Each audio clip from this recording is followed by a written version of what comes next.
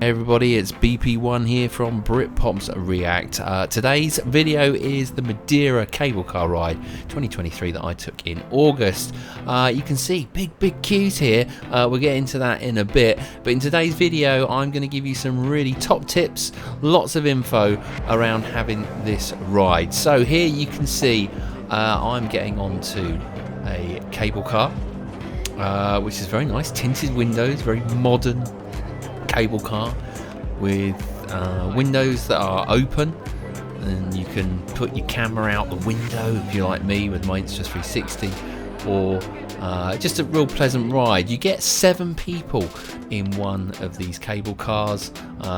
Sometimes, you know, if the numbers don't quite work out, they'll put you with different groups of people, and the ride is pretty smooth. I just want to start by saying yes, there is a cruise ship there on the left hand side. I was part of a cruise, and if you're going on this cable car as part of a cruise, then you're definitely going to want to listen to these tips. First tip is the queue.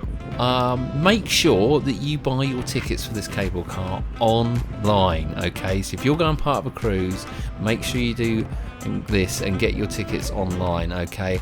I'll leave a link in the description. You can see it on the screen there. The tickets are valid 6 months after you've purchased them, so if you're going before you cruise, do it before you go. It will save you time.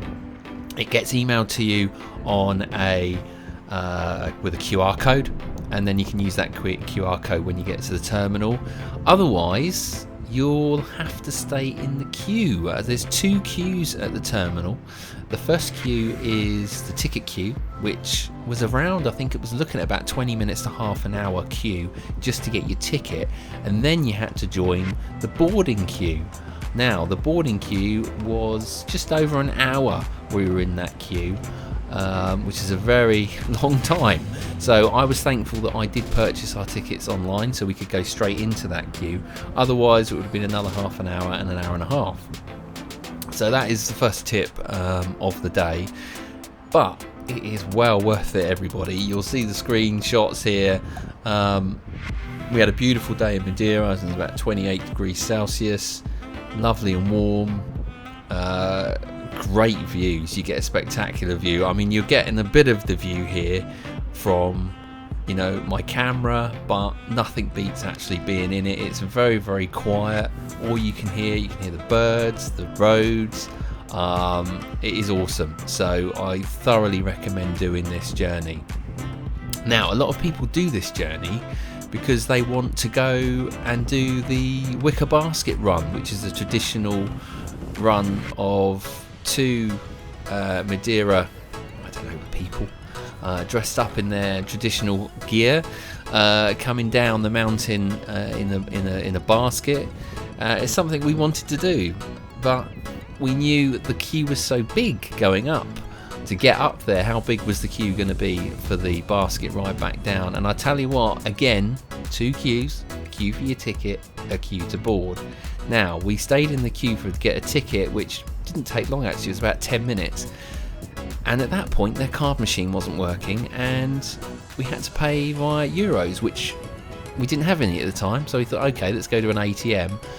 Thank God we did, because as we walked around the corner, the queue was over 2 hours to get a wicker basket ride back down, which is only about halfway down the mountain. I think you then got to get a taxi or something from that location, or a long walk.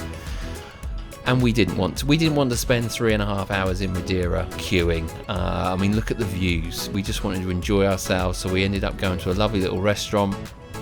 Had a nice little meal up on the mountain, great views. And then my second tip is use this app. If you're not going to go up and down on the cable car, which is, I think it's €12.50 single way, or I think it's 18 euros return trip. If you're not going to do that, then make sure you download this app, which is a taxing app, okay? Otherwise, because we're a tourist and the cruise ship is in, they'll know that they're going to charge you a lot more money. So the ride that we paid for, I think, was about 15 euros to get back down into the local shopping centre, which wasn't too far from the ship. if we hadn't have done it via the app, they were going to be charging around €30, so literally double the price. But if you download this app, it's called Taxin. It very much works very similar to the Uber app, where you just select your location, select for the taxi, and it'll give you a price. But the price we had, I think, was €10, but it does say on there additional price depending on mileage, and there was a road closed as we were going down as well, so it did put it up a little bit to 15, but certainly not the €30 we were quoted when we were up there. Right, I'll stop talking. This goes practically to the end.